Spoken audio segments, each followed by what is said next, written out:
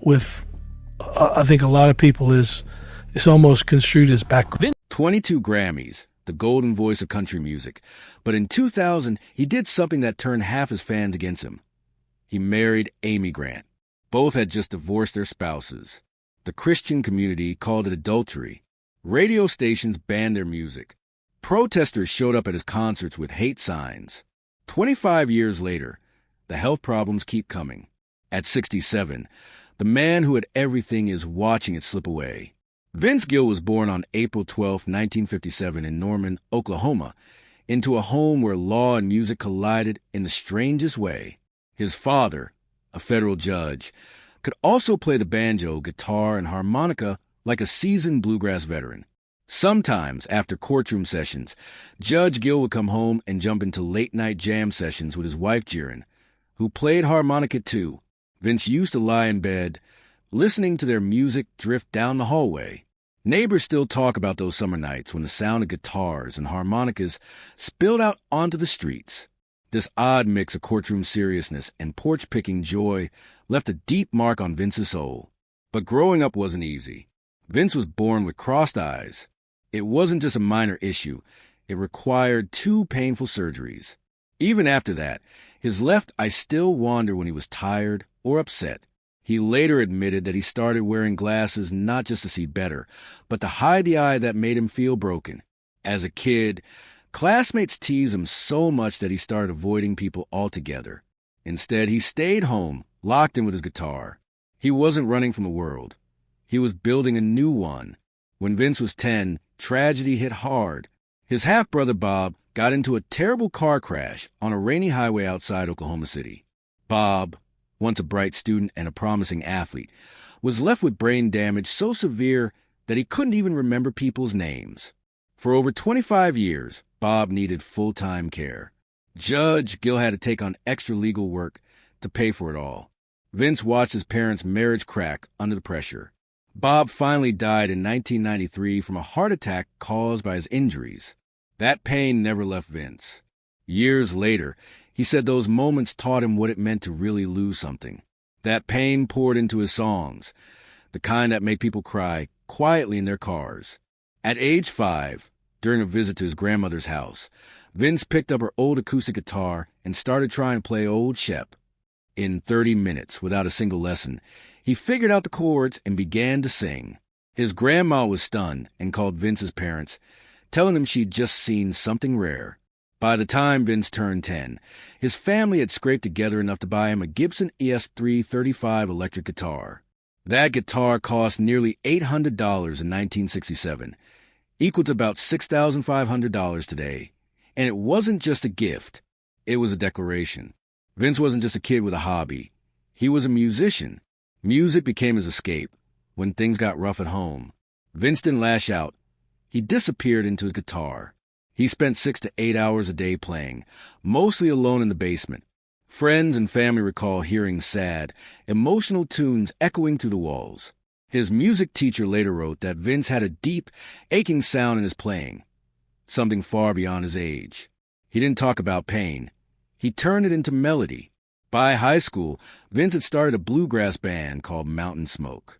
On March 4th, 1976, something surreal happened. They opened for Kiss. Yes, Kiss, the makeup-wearing rock monsters. The show took place at the Oklahoma City Fairgrounds, and the crowd didn't know what to make of a bunch of kids playing bluegrass. They wanted fire and leather. Instead, they got fiddles and banjos. The crowd booed. They threw cups. Someone even threw shoes. Vince snapped. He flipped the crowd off, mooned them, and stormed off stage. It was raw, embarrassing, and unforgettable. After that chaos, the band fell apart. But Vince didn't give up. He moved to Kentucky and joined Bluegrass Alliance. By 1977, he was in a band called Boone Creek, playing with a young Ricky Skaggs. The two of them lit up the bluegrass scene. Even though the group didn't last long, their style helped create a new sound, mixing old-school bluegrass with modern edge. That band's one album, recorded in 1977, is now a cult favorite. People still talk about it like they discovered buried treasure. Later that same year, Vince packed up again, this time heading west.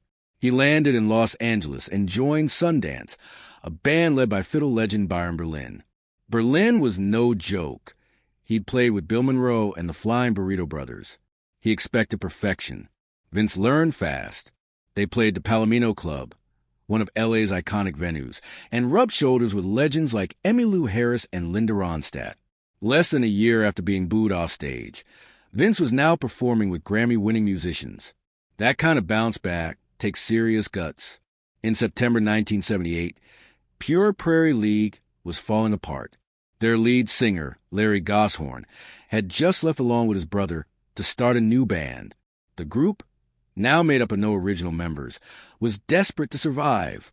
They began holding auditions, hoping to find someone who could keep the music alive. That's when a young bluegrass musician named Vince Gill re-entered their lives.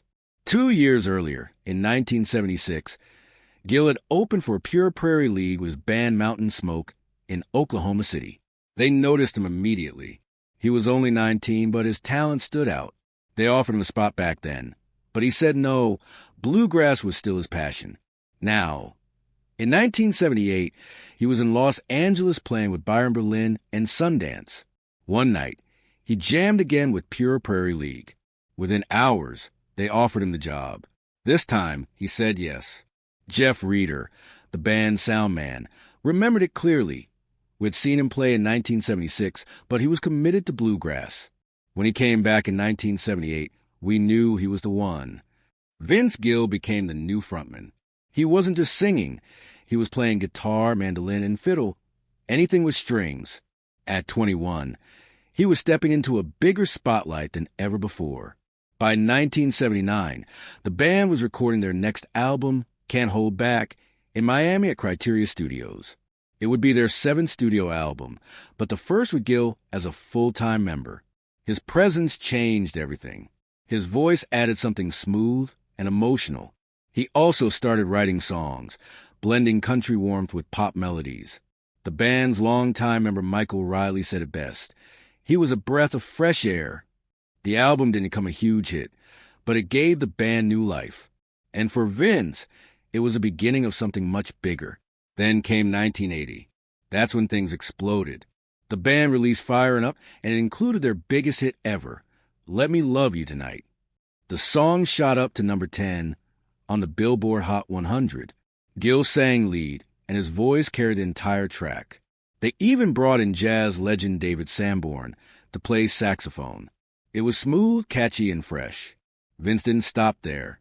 He wrote I'm Almost Ready and 5 more songs on that same album. She's All Mine, You're My True Love, Lifetime and Nighttime, I'll Be Damned, and Jamloo. The sound had shifted. It was now softer, more polished, and leaning into country pop, and Vince Gill was leading that change. But good runs don't always last. In 1981, they released Something in the Night. It had a minor hit, Still Right Here in My Heart, but the album didn't connect like the last one. Then disaster hit behind the scenes. Casablanca Records, their label, went bankrupt and was sold to Polygram. The new owners dropped most of the roster, including Pure Prairie League. Without a label and with disappointing sales, the band was stuck. Vince Gill and guitarist Jeff Wilson left in early 1982. Gill had already caught attention as a solo artist, and soon after, he signed with RCA Records. Pure Prairie League brought in Gary Burr to replace him, but the magic was gone. The momentum was lost. Vince's time with the band was over, but his solo journey was just beginning. During this same period, something else happened that would shape his life forever. In California, while building his music career, Vince met Janice Oliver. She was part of the country duo Sweethearts of the Rodeo. They started out as friends in the music scene, but things quickly grew serious. In 1980, they got married. 2 years later, on May 5, 1982, their daughter Jennifer Jiren Gill was born. In 1982, Vince Gill thought he was on the verge of something big. His song Let Me Love You Tonight had gotten attention, and he felt sure his solo career was about to take off. So when Rodney Crowell invited him to join his band, the Cherry Bombs, Gill said no. He wanted to make it on his own, but the music world can be cruel. As the year went on, his momentum faded. His songs didn't chart. Gigs dried up. Confidence turned to doubt. By the end of the year, Gill was struggling. So early in 1983, he called Crowell back and accepted the offer. Joining the Cherry Bombs turned out to be the smartest move he could have made. This wasn't just any backup band. It was a powerhouse group of musicians, including Tony Brown and Emery Gordy Jr., names that would later shape the sound of country music. The band was on the road constantly, playing close to 200 shows a year. It was exhausting but educational. Gill sharpened his guitar skills, improved his stage presence, and made connections that would pay off for the rest of his life. He learned how to survive in the industry not by chasing fame, but by playing the long game. That same year, Vince made a bold move. He packed up his life in Los Angeles and moved to Nashville with his wife Janice and their young daughter Jennifer. It wasn't glamorous. Money was tight. They lived in a small rental house, and Vince took any job he could get. One of those jobs was playing guitar for Rosanne Cash, who was married to Crowell at the time. That tour in 1983 became his classroom. Cash's band was tight, polished, and demanding. Vince had to grow up fast, on stage and at home. Balancing fatherhood with late-night rehearsals and uncertain paychecks wasn't easy. But those months in Nashville made him tougher, sharper, and more focused. Meanwhile, Tony Brown, his old bandmate from the Cherry Bombs, was climbing the ranks in Nashville. By 1984, Brown had become head of A&R at RCA Records. He hadn't forgotten about Vince. He believed Gill had something special, and he started pushing hard behind the scenes. Brown pitched Vince's demos to RCA's Joe Galante, calling in every favor he had. His efforts worked. In early 1984, Gill landed a solo deal with RCA. It wasn't just about talent. It was about trust. Brown knew Gill could deliver, and he stuck his neck out to prove it. Vince didn't waste a chance. His first solo release, a 6-song EP called Turn Me Loose, came out in February 1984. 3 of the songs made it into the top 40. Victim of Life Circumstances reached number 34. It wasn't a smash hit, but it was enough to get people's attention. Gill spent long hours in Nashville's Woodland Studios, recording with top session players. He didn't want filler tracks. He wanted every second to count. That dedication showed. The EP signaled that Gill wasn't just another hopeful voice in country music. He was a serious artist ready for bigger stages. That same year, things got even better. On April 10, 1984, Gill was named the Academy of Country Music's top new male vocalist. It was his first major award, and for a moment, it seemed like everything was finally falling into place. But fame didn't come overnight. His next album, The Things That Matter, dropped in 1985. It was good, but it didn't break through. Between 1984 and 1988, none of his singles cracked the top 10. Gill kept working, kept improving, but the spotlight stayed just out of reach. Still, that ACM award was a reminder he had the voice, the talent, and the industry watching. By 1989, Vince Gill was 32 years old and dangerously close to being forgotten. His records hadn't taken off, and RCA didn't know what to do with him. But Tony Brown wasn't done yet. Now working at MCA Records, Brown made another bold pitch. He convinced the label to sign Gill. It was a gamble. Most labels focus on younger acts, but Brown believed Gill's best work was still ahead. He gave him a fresh sound, stronger songs, and a team that understood him. Signing with MCA wasn't just a new contract. It was a second chance. That chance paid off fast. In October 1989, Gill released When I Call Your Name. It was unlike anything else on the radio. The album mixed country, pop, rock, and even bluegrass. It didn't follow trends. It made its own. Songs like Oklahoma Swing with Reba. McIntyre added a traditional feel. Others like Never Knew Lonely leaned into a softer, emotional sound. The title track, though, was the real standout. Gill's voice cut through like glass. Pure, aching, unforgettable. Critics loved the mix of styles. Fans couldn't stop playing it. And Nashville started paying attention again. When I Call Your Name didn't just earn airplay, it made history. The single climbed to number 2 on the Billboard country chart. Suddenly, Vince Gill wasn't just a respected musician. He was a hit maker. At the 1990 CMA Awards, the song won Single of the Year. 1 year later, It won Gill his first Grammy, Best Male Country Vocal Performance. The same song that almost didn't get released ended up changing his life. The emotion, the vocals, the production, it all came together at just the right time. Gill had arrived. In 1992, the album went platinum, over 1 million copies sold. That kind of success was rare, especially for an artist over 30 who hadn't yet had a major hit. The platinum certification wasn't just a number, it was validation. Radio couldn't get enough of his music. Concert promoters lined up to book him. Suddenly, the guy who once couldn't get a gig had become one of the hottest acts in country music. That record didn't just save his career, it rewrote it. And even with all that fame, Gill didn't pull away from others. He became one of Nashville's top session players. Big stars wanted him in the studio, not just for his guitar, but for his harmonies and feel. He worked with Reba again, adding vocals and guitar on her Sweet 16 album. He sang on Emmylou Harris's Bluebird. He helped shape Rosanne Cash's 1990 album Interiors. And in a surprising twist, Bonnie Raitt brought him in for her 1991 album Luck of the Draw. Gill could shift from country to rock to blues without missing a beat. Between 1992 and 1994, Vince Gill was everywhere. Country radio, award shows, sold-out arenas. His voice was the soundtrack of the time. In just those 2 years, he delivered 4 straight #1 hits. First came I Still Believe in You in 1992, then Don't Let Our Love Start Slipping Away, and one more Last Chance in 1993, and finally Trying to Get Over You in 1994. Each song hit the top of the Billboard Hot Country charts, not by luck, but because Gill had found the perfect blend of old-school country heart and new-school polish. I Still Believe in You didn't just top the charts. It lived there, spending 20 weeks in the top 10. For country music, that was a power move. For Gill, it was the moment he went from respected artist to unstoppable star. By the end of the decade, things started to shift. In 1998, he released The Key, an album that sounded different because it was different. It was about the end of his 17-year marriage to Janice Oliver, and every track was laced with raw honesty.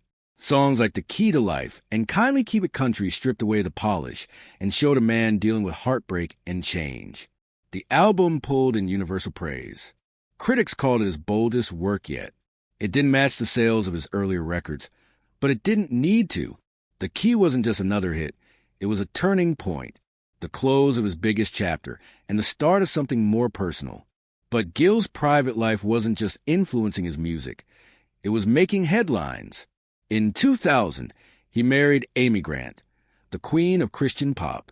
She had sold over 30 million albums and won 6 Grammys by that point. Fans of both stars were stunned. Gill had just finalized his divorce in 1998. Grant had divorced her husband, Gary Chapman, in 1999. The timeline raised eyebrows. The two had met back in 1993, while still married to other people, and rumors of chemistry had followed them ever since. When they finally went public as a couple, it sent shockwaves through both the country and Christian music scenes. For some fans, it wasn't just gossip, it was betrayal. Grant's fan base in particular took it hard. She had been a symbol of wholesome, faith-based music for decades. Her songs were played in churches and youth groups. She wasn't just a singer, she was a spiritual icon. So when news of her divorce and remarriage hit, many of her Christian fans turned on her. Some radio stations even stopped playing her music. Others said they felt like they were mourning for her very soul. The backlash exposed something deeper, how fragile the pedestal can be when a religious figure dares to be human. Then in 2013, the past came roaring back. Vince Gill was scheduled to perform at the Kaufman Center in Kansas City. Outside the venue stood a group of protesters from the Westboro Baptist Church. Their signs were blunt. God hates adultery, and Vince Gill took another man's wife. They weren't just picketing. They were attacking his marriage to Grant years after the fact. Most celebrities would have ignored them. Gill didn't. Instead, he walked right up to them, calm but direct. He confronted the protesters face to face. One of them shouted, "What are you doing with another man's wife? Don't you know divorce plus remarriage equals adultery?" Gill didn't flinch. Jesus also said a lot about forgiveness, about grace, He shot back, "You guys don't have any of that." The moment was caught on video and went viral almost immediately. Fans praised his courage. Others applauded the way he handled hate with truth and dignity. In 2020, Vince Gill went to a cardiologist appointment with his wife, Amy Grant. It was meant to be a routine visit for her, but strangely, both of them were flagged for further testing. That's when Gill found out he had a rare heart condition called PAPVR, partial anomalous pulmonary venous return. Less than 1% of people have it, and many never know. In his case, some of the veins in his lungs were sending oxygen-rich blood to the wrong side of the heart, forcing it to work harder for decades without him knowing. It could have led to sudden heart failure, but somehow he'd survived with all this. Time. Just weeks later, life threw another punch. Both Gill and Amy needed open-heart surgeries, back-to-back. Amy went in first, and Gill followed shortly after. This happened in the middle of the pandemic, when hospitals weren't allowing visitors. So instead of being there for each other, they were recovering alone. Gill later said those days were some of the loneliest of his life. But that brief moment when he was allowed to see Amy, he said it felt like a weight had been lifted.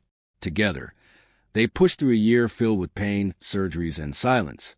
Then came 2022, and tragedy struck again.